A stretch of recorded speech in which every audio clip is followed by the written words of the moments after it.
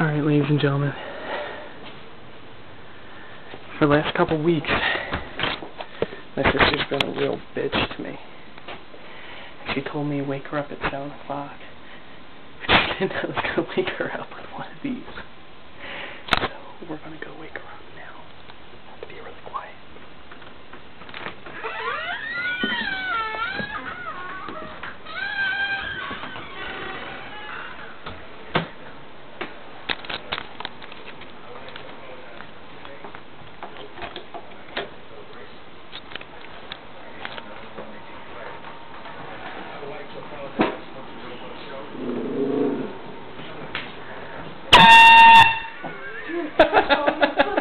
Stop fighting, Michael! Fucking stick your ass!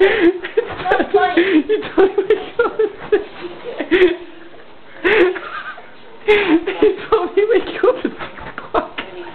Stop fighting! It's not even 6 o'clock. Michael, I'm not going to sleep. It's 5 minutes to 6. Stop fighting. It's hilarious. Stop. Oh, Jesus Christ. Oh, I love it.